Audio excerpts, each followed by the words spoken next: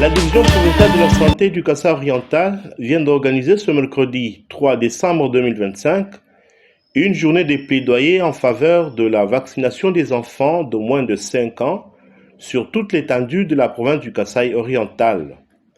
L'événement a réuni dans la salle de spectacle de l'hôtel KB Deluxe tous les partenaires acquis à la vaccination des enfants, entre autres les députés nationaux et provinciaux, membres du REPACAV, les cadres de Saint-Rue, du PEV, une forte équipe de Gavi International, partenaires financiers en matière de vaccination, les membres du gouvernement national et provincial, ainsi que la société civile, tous mobilisés et engagés pour un financement durable en vue d'un accès équitable à la vaccination de tout enfant est-kassaïen.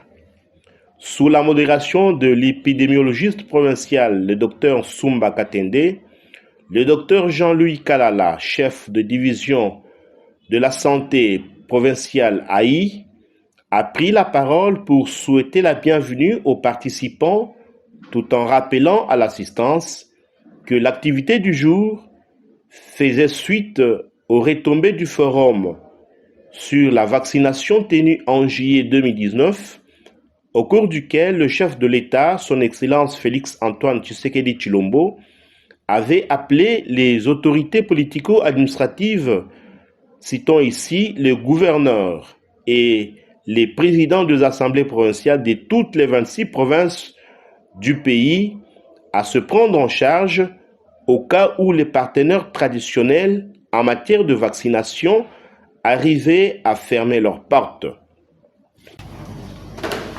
Monsieur le ministre provincial en charge de la santé publique, représentant le directeur national PEV, médecin inspecteur provincial, messieurs les partenaires techniques et financiers ici présents, messieurs les représentants du partenaire Sami et distingués invités à vos titres, c'est pour moi l'honneur aujourd'hui de vous souhaiter la bienvenue à cette séance de plaidoyer en faveur de la vaccination. Nous connaissons tous que pour le moment, nous sommes tous derrière la vision des chefs de l'État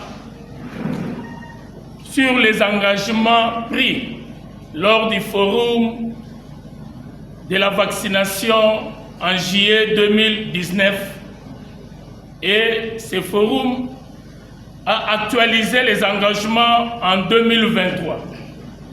Mais aujourd'hui, ensemble ici, nous allons voir le niveau des engagements pris par le gouvernement provincial et nous allons voir aussi ensemble les défis qu'il faut relever, les perspectives, afin que nous puissions arriver à vacciner chaque enfant, quel que soit le milieu où se trouve l'enfant.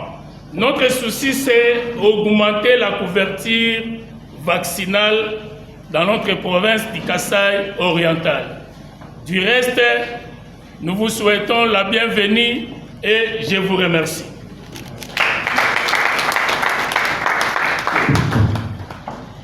Deux communications ont été apportées à l'assistance. Premièrement, le médecin coordonnateur du PEV, le docteur Fernand Toumba, qui a présenté les performances de la province en matière de la vaccination. Il a mentionné que sur le plan géographique de la province, quelques difficultés sont à signaler quant à l'accès aux sites de Bibanga, Mukamba et Kabeakamon, sans oublier aussi quelques difficultés relationnelles dans la zone de santé de Bibanga. Parlant de partenaires financiers techniques, il a mentionné la présence de quelques ONG internationaux, entre autres Gavi International, qui soutient la vaccination en province. Il n'a pas oublié de mentionner également la présence de certaines maladies telles que la paralysie flasque aiguë et la présence de la rougeole. Dans la réalisation des engagements pris en province, il a montré quelques avancées remarquables comme l'existence d'une ligne budgétaire en appui à la vaccination à hauteur de 200 millions de francs congolais par l'Assemblée provinciale du Kasaï oriental, bien entendu, et d'un appui du gouvernement provincial en approvisionnement hebdomadaire en carburant à la coordination PEV à hauteur de 7 920 $ américains. Financement reconnu par le député provincial Cyril, qui a émis les vœux de voir cette enveloppe revue à la hausse par rapport aux besoins en la matière. Alors, je vais vous répondre ceci. Si on déclare déjà que la ligne budgétaire est déjà là, c'est-à-dire on l'applique. On applique. La difficulté, c'est le montant est tellement minime, on ne saura pas faire toutes les activités liées à la vaccination. Bien sûr, on peut avoir le vaccin, mais il y a des activités tout autour. Il faut, par exemple, je vois la dame en parler ici de transport, à remettre aux journalistes, tout ça. Ce sont des moyens qu'il faut débourser. Il y a la vulgarisation même. Il y a des gens qui ont encore des mythes et nous nous condamnons jusqu'à présent. Donc, le montant est tellement minime. C'est pour cela, vous voyez, quand on va même présenter, il y a le carburant que le gouvernement provincial a déjà mis à la disposition du peuple. Donc, c'est ça le problème. Le montant, en tant que minime, ça ne peut pas couvrir toutes les activités liées à la vaccination. Même son des cloches pour le député national Gustave qui a suggéré aussi quant à lui que tout le monde mette la main à la pâte afin de pérenniser les activités de la vaccination pour la bonne santé de tous nos enfants. Je suis le pionnier et celui qui a installé les repacaves au Kasaï oriental en mobilisant mes collègues députés provinciaux afin de prendre en charge les besoins de la vaccination à travers la mobilisation des recettes. Cette même opération se fait au niveau national. Les députés nationaux sont des autorités budgétaires. À chaque fois qu'il y a une séance budgétaire, les députés cherchent à tout prix à favoriser le financement des vaccins pour l'intérêt de nos enfants, pas seulement aux enfants, même aux adultes.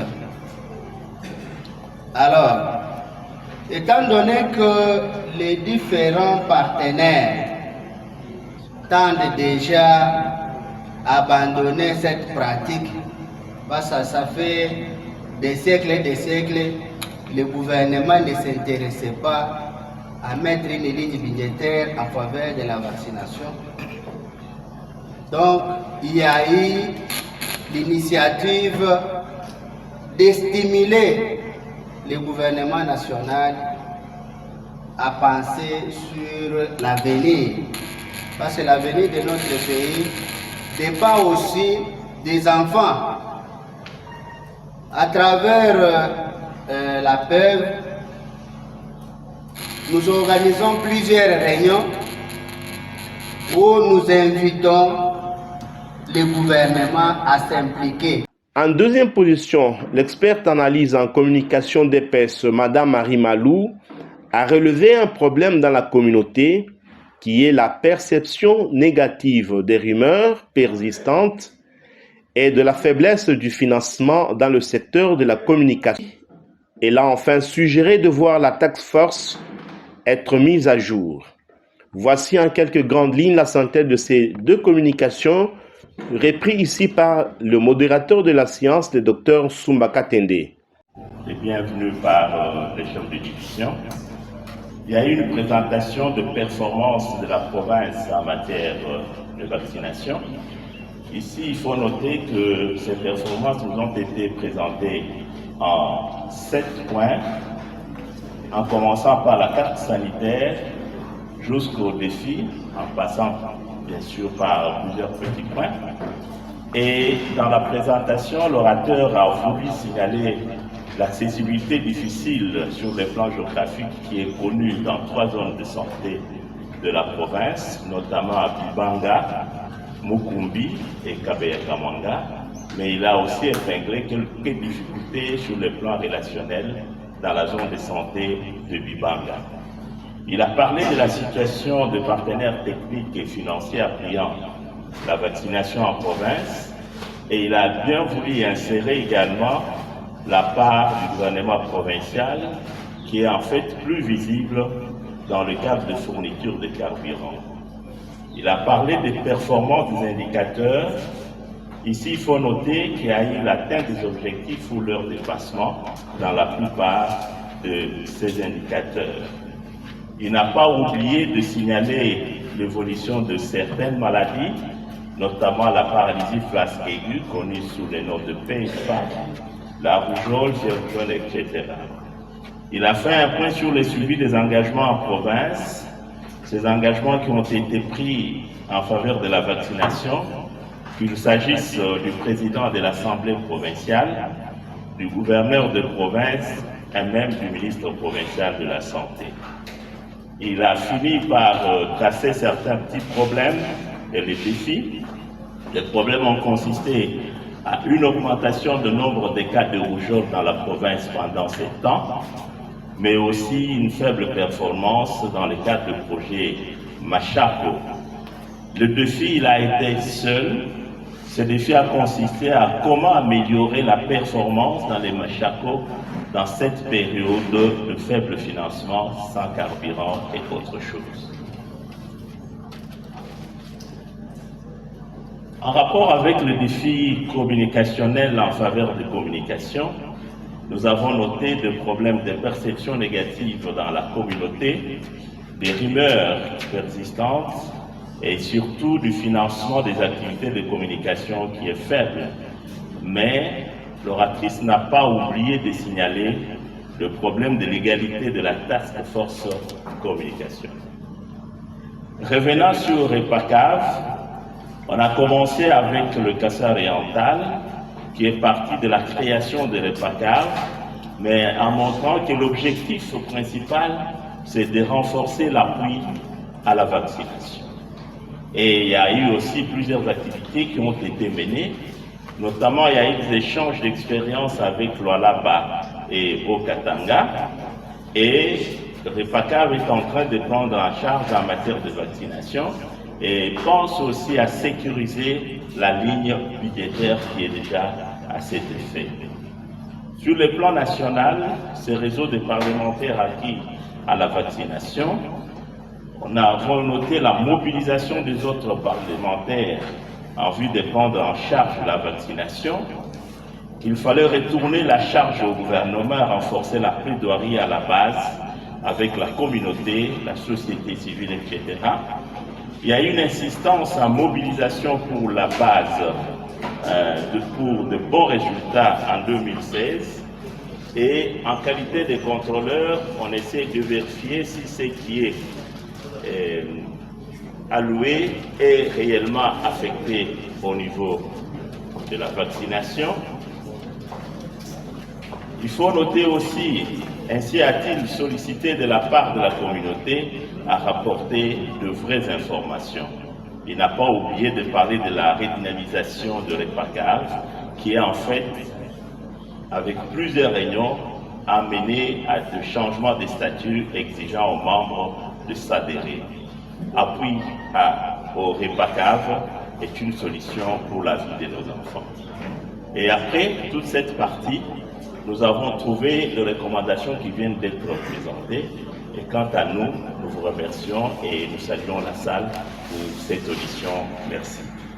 La deuxième phase de cette séance de plaidoyer concerne la présentation du Repacave qui est le réseau de parlementaires engagés à soutenir la vaccination.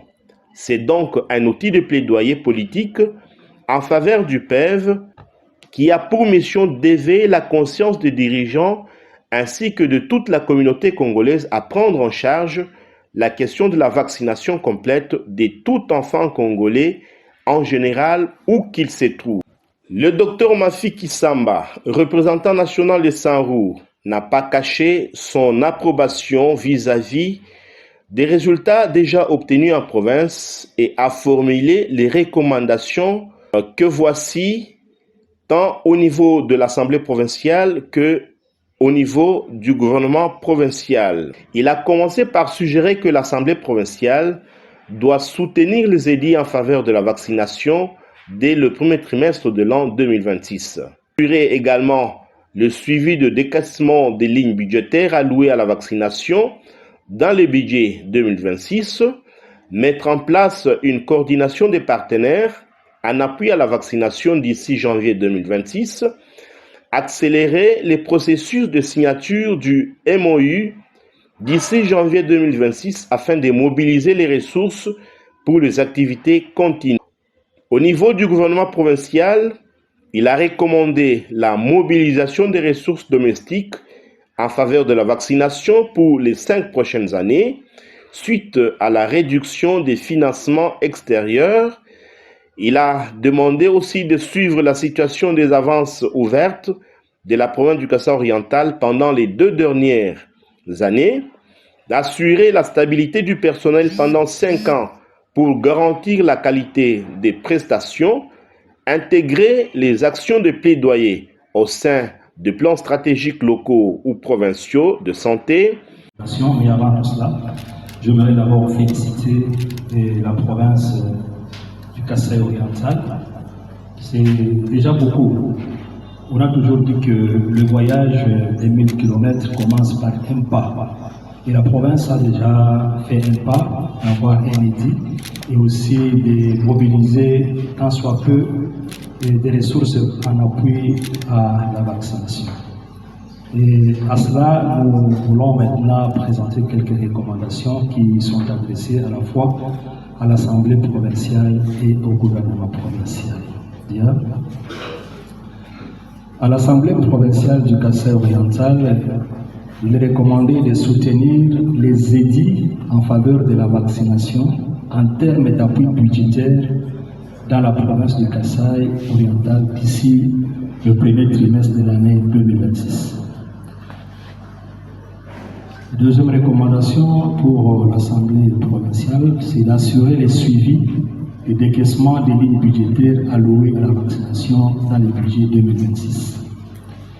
Mettre en place une coordination des partenaires en appui à la vaccination d'ici janvier 2026. Pourquoi nous avons formulé cette recommandation? Je discutais avec l'honorable Gustave et nous avons constaté qu'il y a plusieurs partenaires qui appuient qui sont dans le plaidoyer, mais qui évoluent en ordre dispersé. C'est mieux que le REPACAV provincial puisse coordonner tous les partenaires qui appuient le plaidoyer ou bien qui sont engagés dans le plaidoyer. Pas seulement des partenaires extérieurs, même des partenaires du niveau provincial et au niveau opérationnel. Il faut aussi accélérer le processus de signature du MOI d'ici janvier 2026 afin de mobiliser des ressources pour les activités continues. L'honorable venait de nous briefer sur les MOI qui a été discuté dans le Katanga à Lubumbashi. Je crois que c'était au mois de septembre ou en août, parce que nous étions là quand on a écrit le plan de transition pour les 2 années qui vont suivre. C'est eux qui nous ont remplacés pour un atelier sur les MOI. Alors nous encourageons la province à accélérer la signature. C'est une très bonne expérience. On a vu les résultats dans les provinces de Tanganyika, Olomami et même Lualaba, et aussi bientôt dans le Haut-Katanga. En tout cas, c'est une très bonne initiative parce que, comme il a dit, C'est pendant les 5 ans, la première année, les bailleurs des fonds ou les partenaires financent à 100%. La deuxième année, il descend à 75%, la province prend 25%. Troisième année, c'est 50-50. Quatrième année, les bailleurs est à 25%, les partenaires à la province à 75%, les partenaires à 25%. Et la cinquième année, c'est la province qui prend tout en charge. Le MOI a vraiment un avantage. Là où ça a commencé, il y a ce qu'ils appellent les paniers communs. Il n'y a pas qu'un seul bailleur de fonds. Malheureusement, USAID a fermé, mais les négociations, c'était que tous ces bailleurs se mettent ensemble. Gavi, la fondation Bill Gates, il y avait USAID qui était partie prenante. Il y avait au moins 4. Donc, ces 4 bailleurs de fonds, ils mettent ensemble leur financement et ça sécurise vraiment les activités. Nous encourageons la province à pouvoir accélérer cette signature, surtout que l'année 2026, nous ne savons pas de quoi elle sera faite, quoique la province a quand même bénéficié d'une certaine grâce. Et le plan de transition de 2 ans que nous venons d'écrire, le Kassai oriental a été retenu pour 2027 et 2026-2027. Mais le montant, ce n'est plus comme c'était avant. Donc l'enveloppe a été sensiblement réduite, d'où la nécessité de mobiliser encore des ressources additionnelles. Maintenant, au gouvernement provincial, évidemment, ce sont les ressources. Il faut mobiliser les ressources domestiques en faveur de la vaccination pour les 5 prochaines années, suite à la réduction des financements extérieurs. C'est ça l'approche MOI que je venais d'expliquer. Suivre la situation des avances ouvertes de la province du Kassai oriental pendant nos 2 dernières années. Comme vous le savez, je venais de le dire, donc toutes les subventions des Gavi seront clôturées au 31 décembre.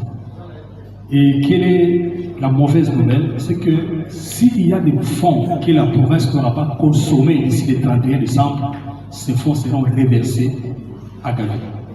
Et même les fonds qui sont à notre niveau, parce que quand je parle de notre niveau, ce n'est pas seulement SARI, OMS, UNICEF, nous sommes les partenaires de Gavi, il y a l'OMS, l'UNICEF, l'INOPS, SARU et CHF du côté ministère, il y a encore des fonds. Mais malheureusement, on ne peut pas donner ces fonds parce que la province a des avances ouvertes, surtout au niveau du côté de la CHF. Et ces fonds, je ne sais pas quel miracle sera fait d'ici le 31 décembre pour que la province puisse appuyer toutes les avances ouvertes. Parmi dans les thèmes de référence de l'honorable, je crois qu'il aura travaillé avec le gouvernement par rapport aux avances ouvertes pour que le gouvernement, je crois, l'honorable aura la situation. C'est un plaidoyer toujours encore auprès de l'honorable, vraiment aider la province. Parce qu'il y a certaines avances ouvertes qui sont liées seulement à la qualité des pièces justificatives. L'argent a été utilisé, mais mal justifié. Donc, aider seulement la province à corriger les pièces. Et c'est là à tous les niveaux, au niveau provincial, au niveau des zones de santé, et même nous aussi au niveau de la communauté. Il y a certaines pièces qui sont rejetées à cause de la qualité. Je vais donner l'exemple, même une signature. Vous allez voir que quelqu'un... C'est enfin par un jeu de questions et réponses que la séance de plaidoyer s'est clôturée sous la satisfaction de tous.